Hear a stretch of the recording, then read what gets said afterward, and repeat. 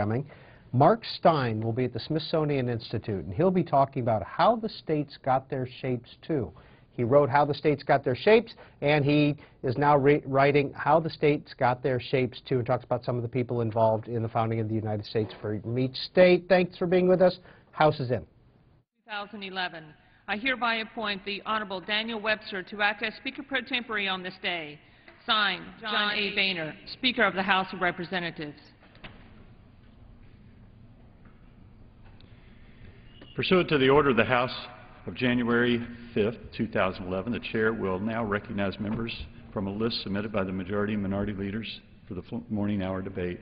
The Chair will alternate recognition between the parties, with each party limited to 1 hour and each member other than the majority and minority leaders and the minority whip limited to 5 minutes. But in no event shall the debate continue beyond 11:15. The Chair recognizes the gentleman from California, Mr. Schiff, for 5 minutes.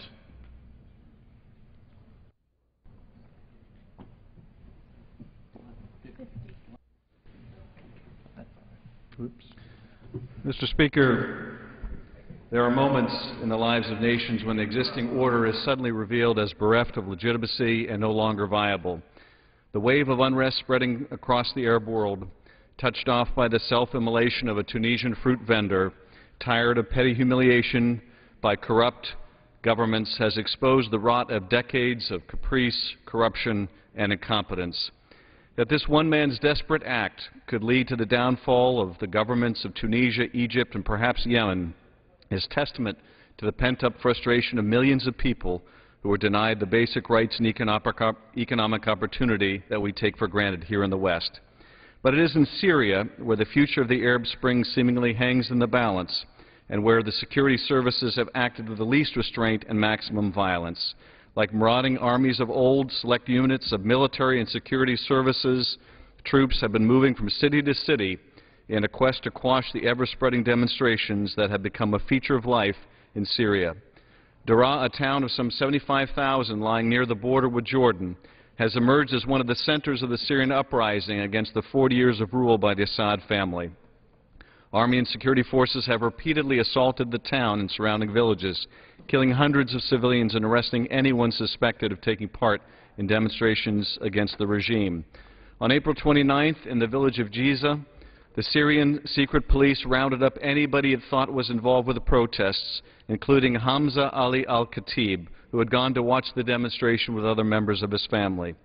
For a month, Hamza's family waited for him to return, worried but hopeful that he would be released unharmed. It was not to be. On May 30, Hamza's mutilated body was returned to them. He had been tortured, subjected to repeated electric shocks, and whipped with cables. His eyes were swollen and black, and there were identical bullet wounds where he had been apparently shot through both arms, the bullets lodging in his belly. On Hamza's chest was a deep, dark burn mark. His neck was broken, and parts of his body were cut off. Hamza Ali al-Khatib was 13 years old. Video of the boy's shattered body has been seen by millions on television and the Internet. Hamza, like the Tunisian fruit vendor who set himself alight, has become a symbol to his countrymen and the world of the depravity and illegitimacy of a regime that would torture its own children to death. Our ability to bring additional economic pressure on Syria is limited. Its economy is already under immense strain. It is small, weak, and isolated. Political pressure in the form of a UN security resolution condemning the violence and crackdown has been blocked by Russia and China. And there's dread over what will happen when Assad falls, given the internal divisions between Sunni and Shia, Muslim and Alawi, Christian and Druze. The confessional and sectarian splits are as pronounced as in Lebanon, the potential for large-scale violence as great as Iraq. The dangers are real, but the promise of what began in Tunisia and is now materializing in Egypt and elsewhere is also real. People of courage can determine their own destiny, and it need not be one of hereditary dictatorship, kleptocracy, or lack of opportunity and stagnation. In the Arab world as elsewhere, people should be free to choose their own government to represent them and to chart a path of peace with their neighbors. To conclude otherwise means that we relegate tens of millions of people to suffer the capricious ruthlessness of their despots for generation after generation, or that we're willing to trade the illusion of stability for the harsh reality of their suffering. That is not the choice we made for ourselves 235 years ago, and it is not one that we should presume to make for others. Bashar Assad is a ruthless tyrant whose time has passed and who clings to power only by virtue of brutal force. Our role and that of the international community should be to work with Syrian opposition figures and others to advance a negotiated transition to a new Syrian government that will represent all Syrians and prevent the trading in of one set of thugs for another. The Arab Spring cannot be allowed to fail because of brutal repression, the specter of religious fanaticism, a fear of the unknown, or the cynicism born of unmet expectations. The region's many millions must have the freedom to write a new chapter for themselves and their posterity. I thank the Speaker, and I yield back the balance of my time. Chair recognizes the gentleman from Texas, Mr. Poe, for 5 minutes. Thank you, Mr. Speaker. Freedom of speech, the free exercise of religion, two of our most important fundamental principles that this nation was founded upon, have recently become under attack by none other than this federal government. The authoritarian behavior and attack on the First Amendment rights is an attack now on the veterans that have served our nation. Last week, while in Houston, Texas, I met with members of the Veterans of Foreign Wars. They shared with me very descriptive and disturbing stories about the aggressive and hostile censorship of religion and speech that is occurring none other than at the Veterans Cemetery in Houston, the second largest cemetery for our veterans in the United States, next to Arlington, which is right down the street across from the Potomac River. The director of the Houston National Cemetery, Arlene Ocasio, is accused of attacking the constitutional rights of our military who have fought and died for this country. The very rights that they fought and died for are being under attack by none other than this director. The thought that someone would have the audacity to censor religion and speech anywhere is despicable.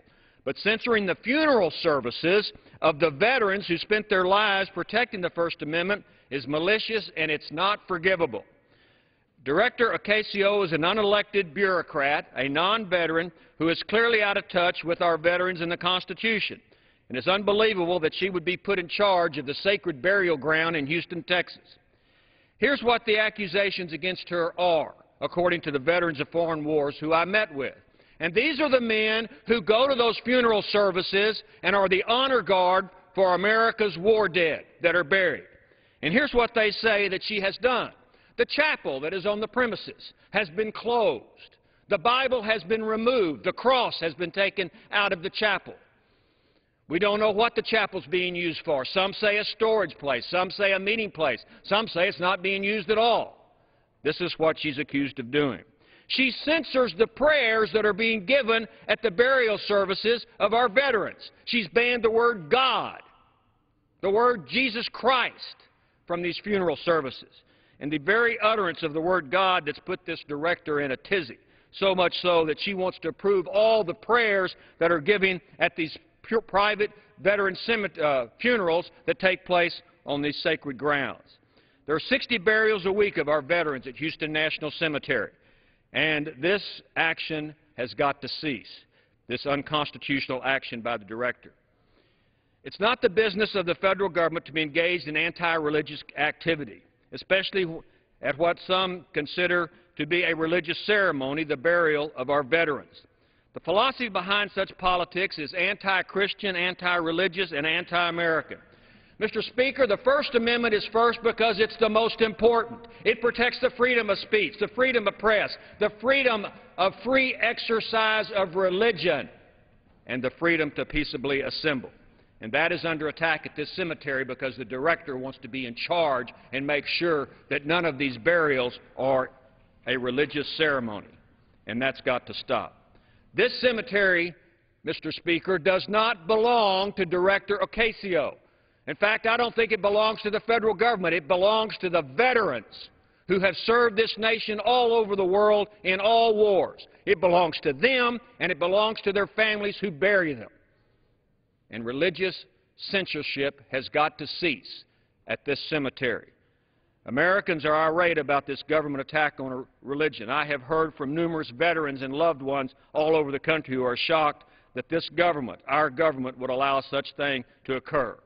One man in particular stood out who called my office, and he was in tears, Mr. Speaker, because his father, a World War II veteran, was days away from being buried in the Houston National Cemetery. And his father had heard about the censorship of religion and speech, and he doesn't want to be buried in that cemetery with other veterans any longer.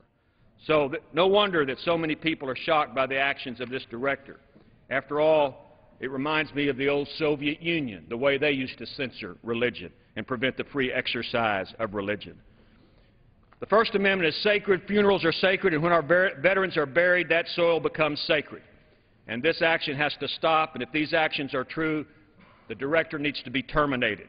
The government's attack on the very freedoms that these people have lived and died for is a violation of the freedom of speech and the freedom to freely exercise religion promised to all Americans in the Constitution.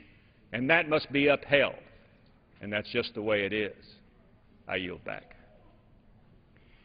Chair recognizes the gentleman from Illinois, Mr. Gutierrez, for 5 minutes.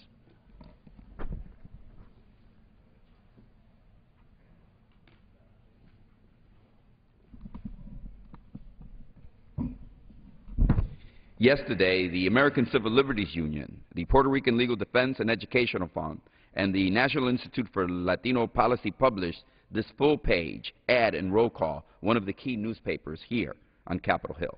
These respected civil rights and policy organizations have investigated and denounced the civil and human rights crisis in Puerto Rico. They bought a full-page ad to alert Congress about the serious concerns about civil and human rights, about abuses against the citizens of Puerto Rico by their government, including the infringement of right of free speech, peaceful assembly, freedom from police violence and abuse, end quote. And they make an essential point. If these abuses were happening anywhere in the 50 states, they would not be tolerated. These abuses would be the front page on every newspaper, as they are in Puerto Rico. It's time for this Congress to start paying attention. Students and working people, journalists, environmentalists in Puerto Rico are paying attention because the freedoms we take for granted in America are being denied to them each day. I would like today to remind you of what has happened. On this floor, I have condemned the use of heavily armed riot squads against peaceful student and labor protesters at the University of Puerto Rico and in the streets of San Juan. I have denounced the beatings of students by police armed with nightsticks and use of pepper spray on protesters and even journalists, the groping of female students. I have stood up to defend the Puerto Rican Bar Association, a clear voice for justice that has been attacked by the ruling party and their legislature and their allies on the federal bench. I have spoken on the House floor, and leaders have spoken on the island about the environmental emergency the ruling party has brought onto Puerto Rico. The government declared an energy emergency to avoid routine fact-finding and licensing procedures so that it could build a 100-mile-long, $500 million gas pipeline on a tropical island that is designed more to help wealthy insiders than the people of Puerto Rico. While actions in Wisconsin and Ohio and other states that threaten workers' rights are discussed routinely in the U.S., the fact that the governor of Puerto Rico has fired tens of thousands of public employees and canceled labor agreements, all contrary to campaign promises, is largely unknown. But Tea Partiers don't rejoice. He has also doubled the property taxes on everyone. Even the courts are under attack on the island. This governor has packed the Puerto Rican Supreme Court with activists of the ruling party. He created 2 new positions on the Supreme Court in order to add 2 new judges to a court that already had a majority of the ruling party. He did this, of course, despite the fact of having denounced Hugo Chavez when he believed he was doing the same thing in Venezuela. Just 2 weeks ago, the ruling party yet again changed the law so they could fire the island's ombudswoman for the elderly, who had years left on her 10-year appointment because of her independence and vocal disagreement with the ruling party. And because I have spoken out against the ruling party in Puerto Rico, I've earned a resolution of censure from the ruling party's legislature. I've earned a full-page ad and roll call condemning me for using my right to speech. Only the ruling party of Puerto Rico would respond to complaints about free speech and civil rights abuses by officially passing a resolution condemning someone for speaking. Should any of my colleagues not believe this absurdity. You just need to come to my office where I display proudly these documents. I invite you to come and see them. I ask my colleagues today, please pay attention to what is happening in Puerto Rico. If it were happening in Illinois, New York, Texas, or Wyoming, or any of the states of our union, this Congress would have grave concerns.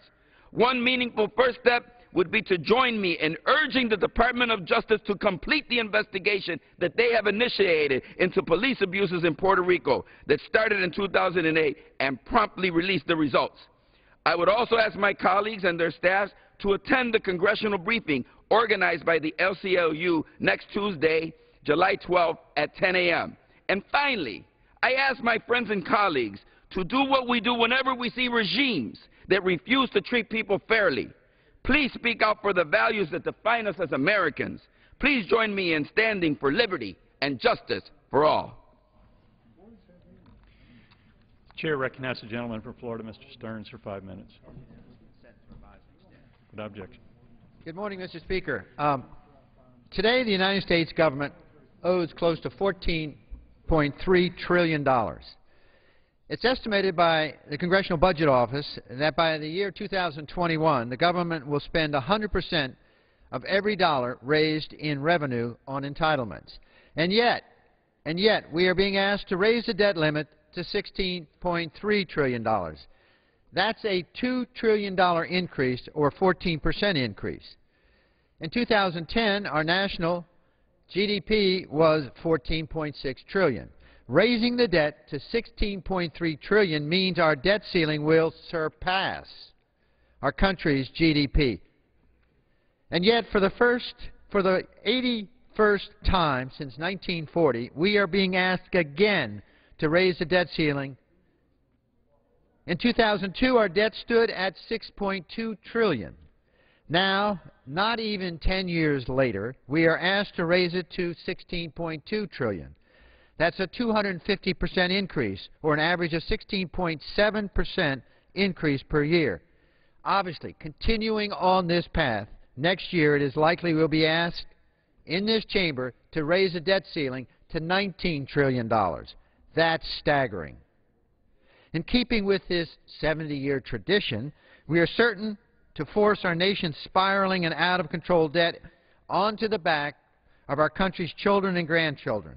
Raising the debt ceiling today without reform will merely lead to a new call to raise the debt again tomorrow. Is the United States disciplined enough to solve this debt problem through austerity and productivity? I think it is. Yet I believe we can, but only if we break this tradition of continued spending. Now, recently a constituent of mine wrote a simple letter to the editor of my hometown paper. And this is what he said. If your wife and yourself have a budget and you're having problems and your credit card is maxed out at $14,300, what do you do? One, you expect a Visa to raise your limit to $16,700, print counterfeit money in your backyard or in your garage, borrow more money, or sell the Cadillac. Responsible Americans would sell the Cadillac, and it's time for the federal government to do the same thing, reduce spending or sell unneeded assets. We must begin to closely scrutinize our bills and eliminate wasteful and fraudulent programs, sunset some of them. As we negotiate the upcoming vote on debt ceiling, we should ensure that any cut in spending exceeds any increase in the debt limit. Selling the Cadillac is meaningless when you continue to max out on your credit card. The point here is to make a difference in our debt, not to merely provide a vehicle to continue Washington's spending addiction. Moreover, any future spending must be restricted. We cannot sell the Cadillac this year only to buy a Mercedes-Benz next year. Again, we must begin to live within our means. I know that leadership is working tirelessly to ensure that a compromise can be reached and the Republicans' demands can be met, and it appears we are making progress. But the President has in one breath asked both parties to leave their rhetoric at the door. But then in the same next breath, he accused Republicans of refusing to cut tax loopholes for the rich in order to curb the debt problem. But that alone won't do it. Beyond being contradictory and self-serving, these accusations demonstrate that Democrats continue to misunderstand the real problem. CBO has nailed it. They recently revealed that it is runaway spending, not a lack of revenue, that is driving our debt today. According to CBO's long-term budget forecast, even with tax increases that raises revenues from its historic 18% of GDP to 23% of GDP, the national debt will continue to grow unless we have these spending reductions. Everyone here in Congress understands how important this vote is. But surely, after the CBO analysis, we must confront the fact that spending is growing relentlessly and needs to be placed under control. Therefore, to move the debt ceiling up another $2 trillion, we need to see correspondingly spending reductions regardless without tax increases. Now is the time to do it. It can be done, and it must be done today. The Chair recognizes the gentlelady from California, Ms. Woolsey, for 5 minutes. Thank you, Mr. Speaker. Mr. Speaker, since 2005, I've spoken from this very spot 399 times. On nearly every occasion that House rules allow, I have stood to deliver a 5-minute special order highlighting the moral outrage of the United States' continued military engagements in Iraq, Afghanistan, and now Libya.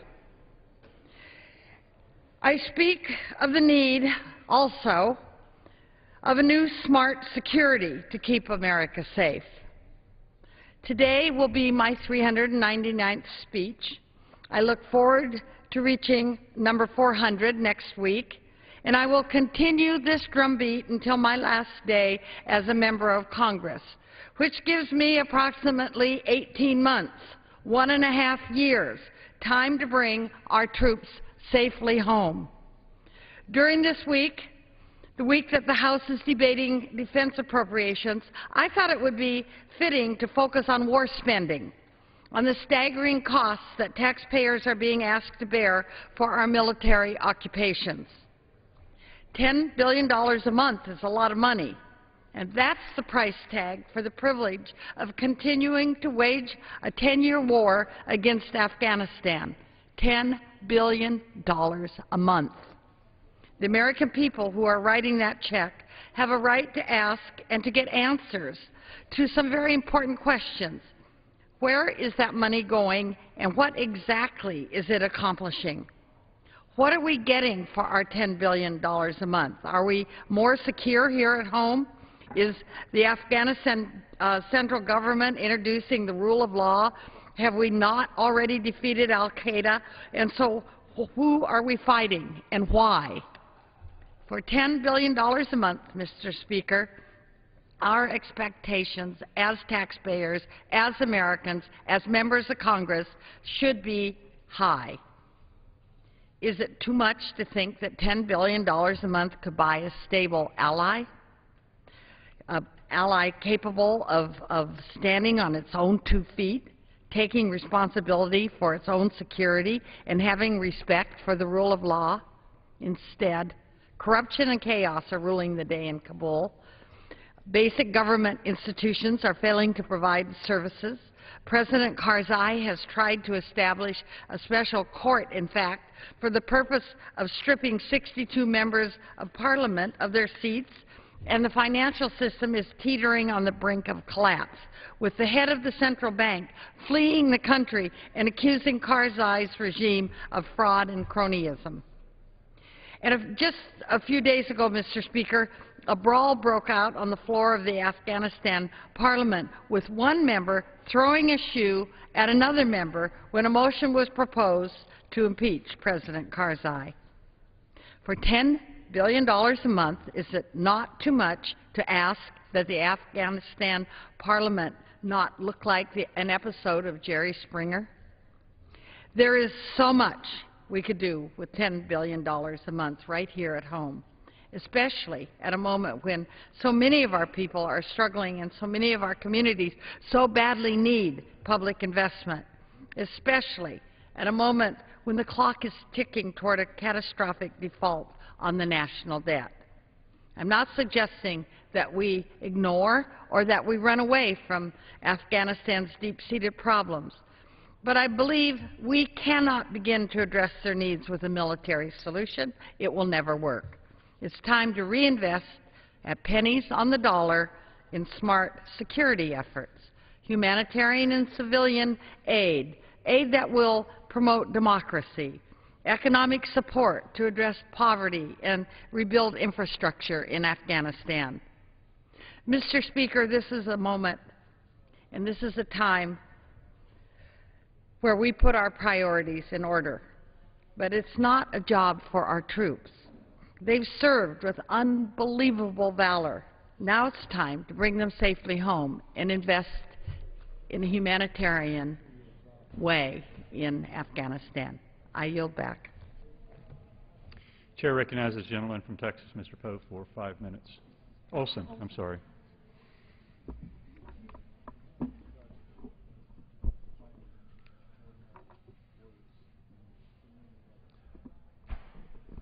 Mr. Speaker, Congress has a very important decision to make very soon on whether or not to increase the national debt ceiling.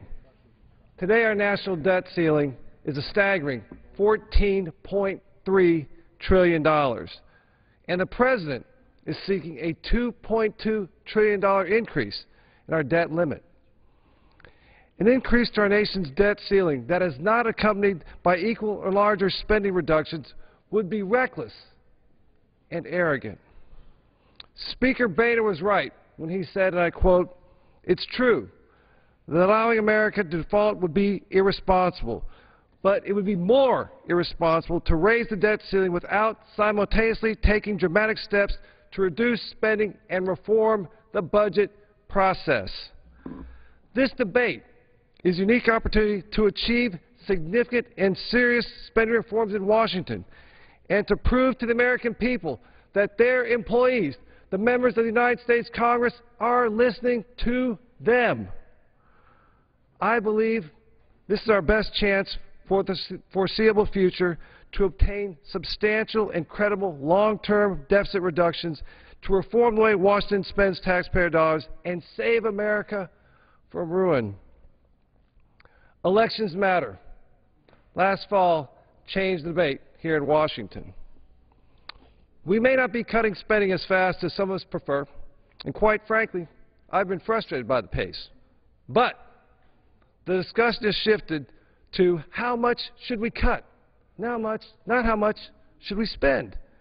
This distinction is critical to getting our nation's fiscal house in order, and one that has been driven by conservatives in the House.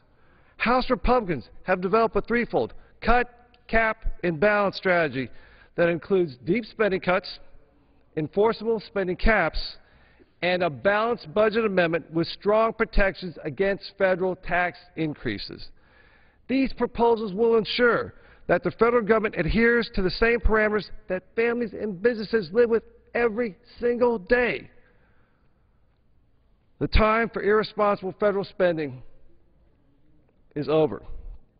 With each passing day, our nation's fiscal problems only compound, leaving our children and grandchildren with a larger legacy of debt. My colleagues on their side have advocated an increase to our debt with no strings attached. They continue to stand for business as usual right here in Washington, D.C. But we cannot ignore the problem, nor can we simply tax our way out of this mess.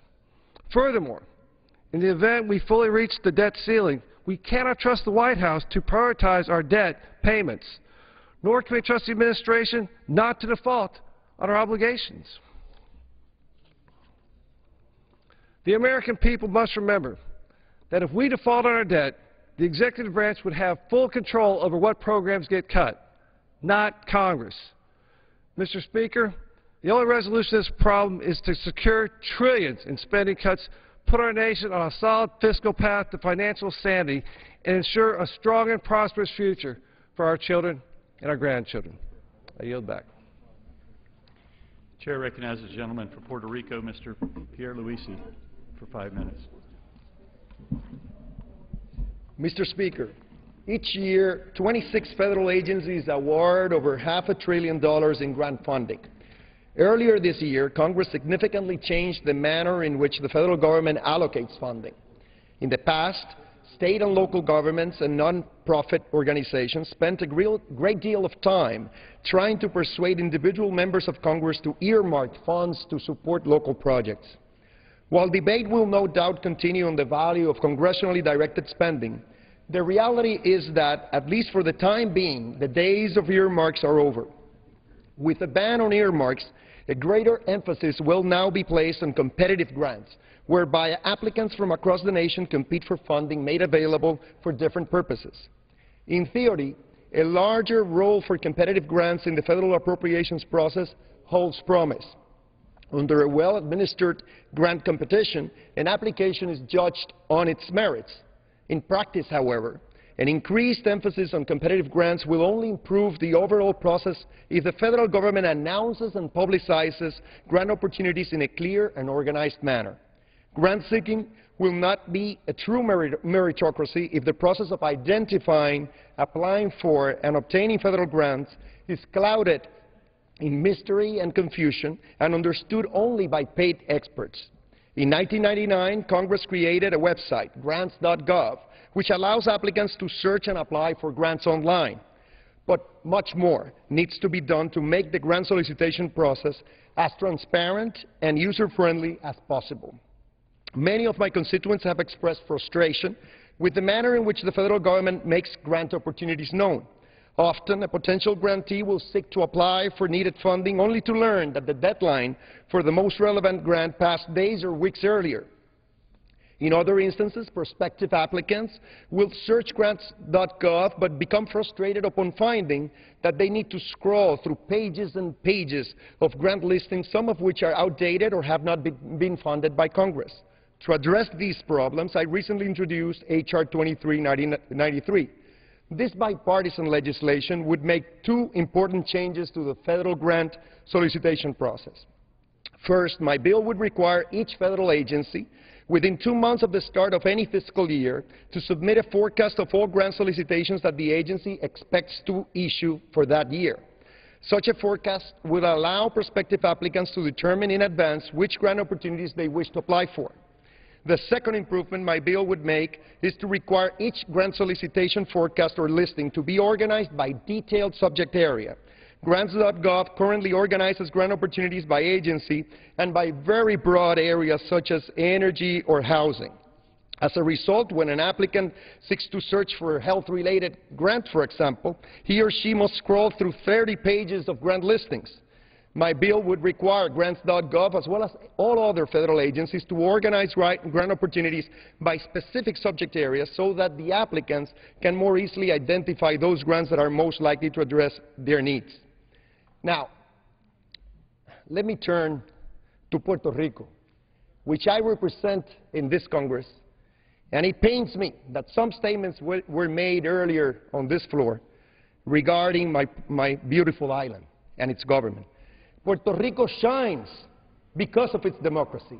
Every 4 years, we have free elections, and our voters go out and express their will at the rate of 80%, which is something that we are very proud of.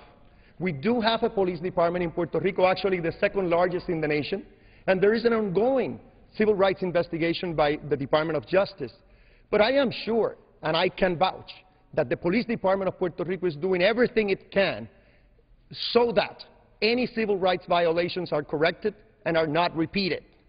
Again, I wish when we talk about Puerto Rico in this Congress, we talk about all the positive things that are happening in that island, including our people's love of their American citizenship and their rights under the U.S. Constitution. I thank you, and I yield back the balance of my time. Chair recognizes the gentleman from Illinois, Mr. Kinzinger, for 5 minutes. Thank you, Mr. Speaker. Mr. Speaker, let's think about something very quickly. What is the most basic job that we can do in the House of Representatives or in the Senate of the United States in government? One of the most basic jobs we do is to pass a budget. to figure out where we're going to spend money and how we're going to spend money. Yet it has been 799 days today since the other chamber has passed a budget out of the Senate. Since that day, we have added $3.2 trillion in debt to our country, and we've spent $7.3 trillion. Now we're finding ourselves bumping up against this debt ceiling, against the statutory limit of where we can spend and borrow money. We're on this record clip, this record pace to blow through this debt ceiling, and we're here. In 2006, now President Obama stood in front of the Senate and said that raising America's debt limit is a sign of leadership failure. Well, sounds like we're in that position today. 5 years later, we're once again talking about an over $2 trillion increase in our nation's ability to borrow money, which we're tacking on to the responsibility of our kids and our grandkids. Once again, we're back. We have an extreme failure of leadership in this country that is of epic proportions. We know, we look at our budget, we see over $1.5 trillion this year that we are spending that we haven't taken in, and yet we're continuing to haggle about whether we need to just raise taxes or have spending cuts and tax. We have a spending problem in this country. We don't have a revenue problem in this country.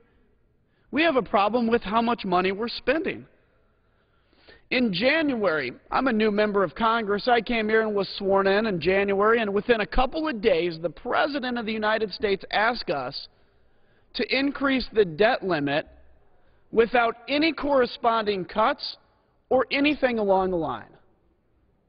I actually thought it was a joke. I mean, really, we're going to add another $2 trillion onto our debt and not even take seriously the fact that we're just piling more and more interest? I mean, we're spending more in interest right now than we do in the war in Iraq and Afghanistan combined. Think about that, 2 wars. And we're spending more in interest. And it's only going to increase every year. I mean, I can tell you the youth of America, the current generation that's in charge in America, is all sitting around saying, at some point, the insanity has to end. You know, I travel around the 11th Congressional District in Illinois, which includes Joliet, places like Ottawa, Morris, Bloomington, Princeton, Illinois, Peru. You know what I hear from people? I don't hear them say, Congressman Kinzinger, boy, we sure have a revenue problem in this country, don't we? I hear them say, Congressman, we're spending too much money. We have a spending problem. The President's asking us to increase the debt limit. We have to be willing to have at least as much as we're going to increase the debt limit or more in spending cuts for us to even consider it at this point. It's got to be done. And how best are we going to get out of debt? Yes, we have to have these spending cuts. Yes, we have to get serious about our budgets, but we have to get America back to work. I think it was put well yesterday, Mr. President, where are the jobs? Where are the jobs? Mr. Speaker, I'm asking, where are the jobs? It is time that we get America back to work. We turn people then from tax recipients to taxpayers. And as much as I like to say, where are the jobs, let me ask another question. Where is the leadership? We've got to make tough decisions. It's time that we stand up and say, I'm tired of kicking the can down the road. I wasn't sent to Washington, D.C. to kick the can down the road. I was sent here to be a leader and to make tough decisions. And I can tell you House Republicans are ready to be leaders and make tough decisions. But we have to have willing partners on the other side. I know 2012 is just around the corner. I get it. I understand that. But 2011 is still now. America can't afford to forget that 2011 still exists and to just focus on the next election. We have to focus long-term on the next generation. Let's get our budgets in gear. Let's have a real serious discussion. And for goodness sakes, let's put politics aside and make sure that we're still the strongest country in the world. Thank you, and I yield back.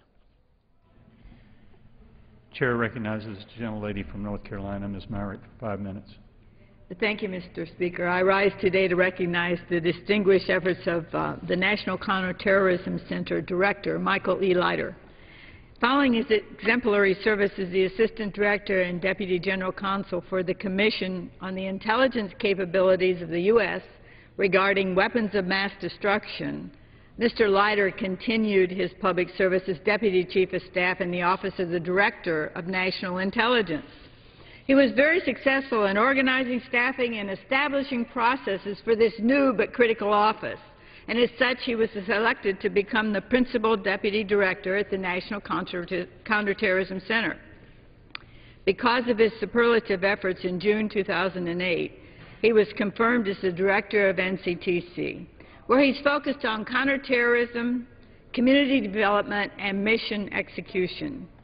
His focus has prepared the CT analyst of tomorrow to meet the challenges ahead, and his management style has encouraged information sharing and the free flow of ideas. Director Leiter has always understood that results mattered, and that the success rate of less than 100% meant lives lost. Some of the Center's most noticeable accomplishments will remain largely secret. However, Director Leiter's strategic investments will pay dividends for many years to come. Under his leadership, the Center vastly improved its processes for screening CT data, deployed a new database better known as TIDE that's yielded easier management, improved identity resolution, and faster, more efficient processes. In the wake of the attempted downing of a passenger aircraft in December 2009, Director Leiter reallocated significant resources to develop the Pursuit Group, a team of highly skilled analysts that sifts through considerable amounts of data to identify desperate pieces of loose intelligence and find linkages that identify terrorists, their networks, and their plans before they can be executed. His leadership in the areas of radicalization, extremist messaging, and countering violent extremism are particularly noteworthy, as well as his focus on cooperation and engagement with outside communities. This has laid a solid foundation for the continued success of this initiative. Director Leiter leaves the federal government for some well-deserved time with his family and friends, and I wish him well. But, however, it's my sincere hope that he continues to use his expertise in counterterrorism to keep America and its citizens safe. And I yield back. Chair recognizes the gentlelady from North Carolina, Ms. Fox, for 5 minutes. Thank you, Mr. Speaker. Mr. Speaker, this past week we were in our districts to visit with our constituents, to learn from them, and to celebrate America's Independence Day. Much of my time was focused on the issue of energy and the need for energy independence, because constituents are concerned with the high cost of energy and how these costs are impacting their businesses and lives. Republicans believe in an all-of-the-above approach for energy independence. Republicans believe that energy diversity leads to energy security, and there were plenty of examples in the district for me to visit. In Boone, students from Appalachian State University's Solar Homestead team showed me the home they are preparing for the 2011 Solar Decathlon competition to be held on the Mall here in Washington, D.C. in September. The Solar Homestead team is advancing renewable energy systems through research on phase change, material energy storage, integration of solar voltaics panels, and concentrating solar thermal systems for domestic hot water. While much money has been invested in this project by both the public and the private sector, the hope is that the research will result in the ability to utilize alternative renewable energy sources that will be able to provide low-cost energy homes for those in need. Clyde and Pat Caldwell have developed Carolina Heritage Vineyard in Elkin, North Carolina, an energy-efficient small business which is benefiting from a taxpayer-funded solar system. The Caldwells are very educated people who are retired from their first careers. Clyde served in the U.S. Marine Corps, earned his Ph.D., and served as a teacher, principal, and superintendent. Pat earned her MBA and retired from IBM. However, while their graduate degrees were helpful in general, both of them returned to Surrey Community College to earn an associate degree in viticulture so they could pursue developing their organic wine business. They work full-time in the vineyards and winemaking process and bring many skills to the area and others in the business. The Gilbert Hemrick family farm in Hamptonville, North Carolina, where Gilbert Hemrick and his family work hard on their poultry, cattle, and tobacco farm, is a microcosm of the problems that this administration has created. Mr. Hemrick made it very clear to me that the high cost of energy and regulatory burdens are having a negative impact on his business. The Hemricks are paying more and more for feed and for fuel to run their equipment.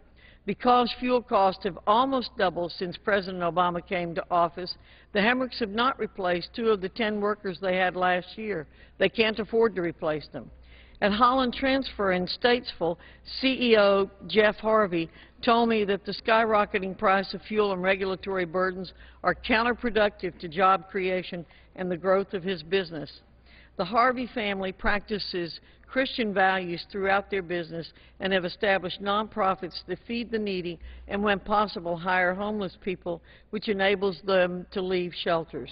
But all this great work for the community depends on his business performing at a level that will allow him to continue contributing to the community.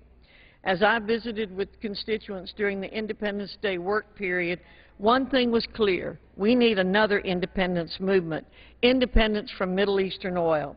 Unfortunately, rather than pursuing energy independence, the Obama administration keeps fostering an energy dependence policy at the cost of American jobs, higher prices at the pump, and endangering our national security by making us more dependent on unstable Middle Eastern governments.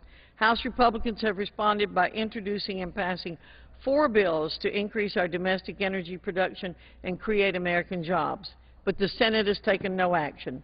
Liberal Democrats are obstructing the opportunity for jobs for Americans, lower energy costs, and a new era of independence. It's time we declare independence from Middle Eastern oil and start using our own resources for the benefit of all Americans. With that, Mr. Speaker, I yield back the balance of my time. Chair recognizes the gentleman from Virginia, Mr. Forbes, for 5 minutes. Thank you, Mr. Speaker. Mr. Speaker, our country truly is facing a financial crisis. I guess the good news is that even Congress is beginning to ask a core question that's part of that financial crisis, which is simply this: how long can we continue to spend almost twice as much money as we bring in?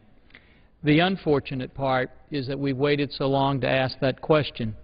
I wish we'd asked it before we embarked upon the series of bailouts and stimulus bills that we have embarked upon over the last several years. I'm happy that I'm one of only 17 members of Congress that voted against each and every one of those. But I'm unhappy at where it has brought us, which is the fear that we had that this runaway spending would bring us to a point where we had to begin cutting the national defense capabilities of our country.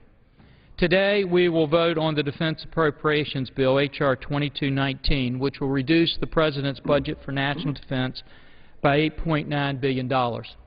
That's only a down payment of the cuts that are going to come.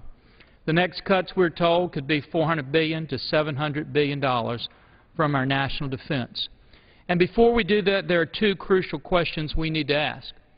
The first one is, what is the risk assessment that the United States faces today? Now, that should be answered by our quadrennial defense review, but if you look at a bipartisan independent assessment of that quadrennial defense review, you find out that we are a train wreck on its way to happening, because that defense assessment is truly become no more than a reaffirmation of what we are already doing. The second thing that we should be asking before we decide what we can cut is how much we are currently spending and what the risk will be if we make those cuts. Unfortunately, the Department of Defense hasn't provided us with the audited financial statements the law requires, so we know where we're spending those dollars, and we don't know the true risk of making those cuts. But, Mr. Speaker, let me just tell you that there is a way you can find out. Our commanders on the field provide us with the quarterly readiness report to Congress, which is a classified document. Now, I know as chairman of the Readiness Subcommittee for the Armed Services Committee that I'm in a minority, probably, and going to vote against this bill today. But, Mr. Speaker, I'm also in a minority of the individuals who have read this classified report. And the one thing that I would encourage our members to do before they cast their vote today to begin down that series of cuts to our national defense is at least go in to our staff today and read the quarterly readiness report to Congress that's a classified document. Our staff is ready to show you the document, to let you review that document.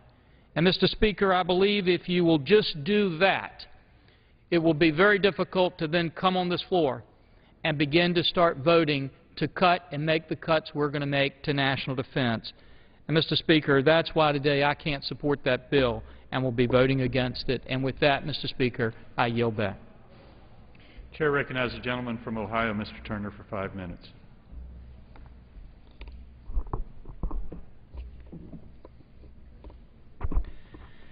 Mr. Speaker, this past week, the citizens of Ohio's 3rd Congressional District were met with the sad news that former Congressman Charles W. Whalen, Jr. passed away on Monday, June 27th, at Sibley Hospital in Washington, D.C. Born in Dayton, Ohio on July 31, 1920, he was known throughout the community as Chuck. During World War II, he served as an Army First Lieutenant in the China, India, and Burma Theater. After earning a Master's of Business Administration from Harvard University, he worked as a professor of economics at his alma mater, the University of Dayton. He later became chairman of the University of Dayton's Economic Department in 1962. Before his election to Congress in 1966, Chuck was a 3-term member of both the Ohio State Senate and the Ohio General Assembly. While serving in the State House, he wrote Ohio's first fair housing law. While in Congress, Chuck retained his seat handily in every general election, even running unopposed for re-election in 1974. As a member of the House Armed Services Committee, Chuck worked to move our military to an all-volunteer Army. The Nixon administration, in developing legislation on this issue, adopted many of his recommendations, and today the U.S. has an entirely all-volunteer active-duty military force. In addition, he was focused on social reforms and supported the landmark Civil Rights Act of 1964. He was also one of the most traveled members of Congress and visited more than 150 countries, including every nation in Africa. Chuck was highly regarded for his ability to speak publicly, having been a college debate champion at the University of Dayton. So it should be no surprise that in retirement, he co-authored 2 books with his wife, a former journalist: The Longest Debate, A Legislative History of the 1964 Civil Rights Act, published in 1985, and The Fighting McCooks, America's Famous Fighting Family, published in 2006, focusing on 2 Ohio brothers and their 13 sons who served in the Union Army during the Civil War. Not one to be contained by the academic or literary worlds, he was also an avid sports fan and reveled in debating sports trivia and stats. He was president of Oakwood High School's class of 1938, and he is remembered for possessing extensive knowledge of pre-war aviation, largely due to Dayton being his birthplace. As a son of Ohio, Congressman Whalen made his final journey home and was buried in Calvary Cemetery in Dayton. Whalen is survived by his wife of 52 years, Barbara, and their 6 children, Charles, Daniel, Edward, Joseph, Anne, Mary, and their 7 grandchildren. Today, we remember the life and work of Congressman Whalen and thank him for his service to both the 3rd District of Ohio and also our nation. I yield the balance of my time. Chair recognizes the gentleman from Indiana, Mr. Pence, for 5 minutes. Ask unanimous consent to address the House for 5 Without minutes. objection. Thank you, Mr. Speaker. Our nation is facing a fiscal crisis of unprecedented proportions. We have a $14 trillion national debt, a $1.65 trillion annual spending deficit, and we borrow 42 cents for every dollar we spend. After years of borrowing and spending and bailouts by both political parties, now comes a national debate over raising the nation's debt limit. Now look, I believe if you owe debts, pay debts. we must honor the full faith and credit of the United States of America. But I also believe that now is the moment to take decisive action to put our fiscal house in order and restore the full confidence of the American people in the fiscal integrity of our national government.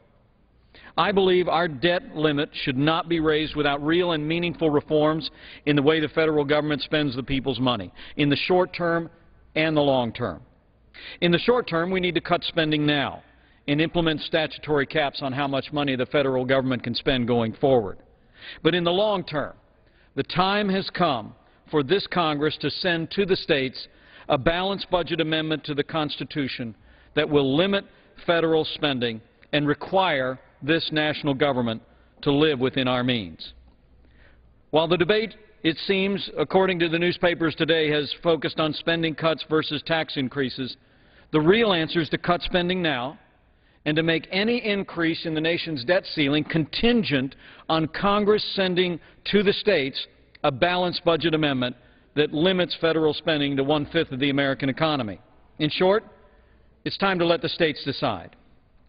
Article 5 of the Constitution provides a process that requires any amendment to pass the House of Representatives and the Senate by a 2/3 vote.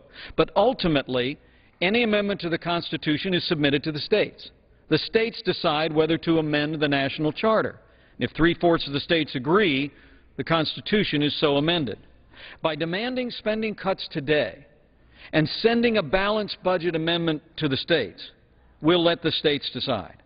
And I have every confidence that these United States will choose fiscal discipline and reform. 32 of our 50 states operate under a balanced budget requirement in their state constitution, and 49 have some sort of balanced budget requirement. In Indiana, our state has had a prohibition against assuming debt in our state constitution since 1851, and the Hoosier state has a balanced budget and even a surplus rainy day fund. I can tell you, after years of fighting runaway federal spending by both political parties here in Washington, D.C., I can tell you we need more accountability. We need more engagement of the states and the American people. If you think about it, as Ronald Reagan said, it's important to remember that the states created the federal government. The federal government didn't create the states. By engaging in a process where we demand serious and meaningful spending cuts today, capping spending going forward, but requiring that any increase in the debt ceiling be contingent on sending to the states a balanced budget amendment with real spending limits in it, we will build on the wisdom and the foundation of our founders and our system of federalism. Mr. President, if you need more powering authority, let's cut spending now, let's cap spending tomorrow, and let's let the states decide whether we should permanently require that our national government live within our means. By enacting a balanced budget amendment that limits federal spending and requires that our national government live out our own commitment to fiscal responsibility and reform, we will do right by this day, we will do right by our children and grandchildren, and we will do something worthy to be remembered in this time. Members are directed to speak to the chair, not to anyone else. Chair recognizes the gentleman from Indiana, Mr. Burton, for 5 minutes.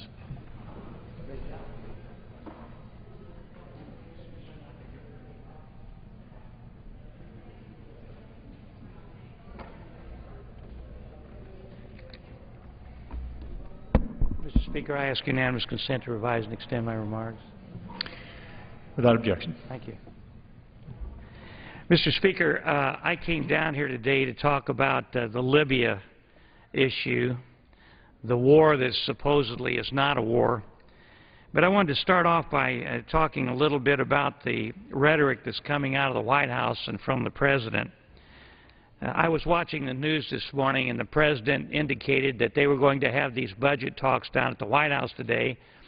And he said, and I quote, that the Republicans, in effect, have a gun to the head of the American people. And that just isn't the kind of rhetoric that should be used right now when we're talking about the huge budget deficits we have. And if I were talking to the President, I would try to admonish him to not do that in the future. And then when we were talking about Libya, I think it was just about 4 or 5 days ago, he said that we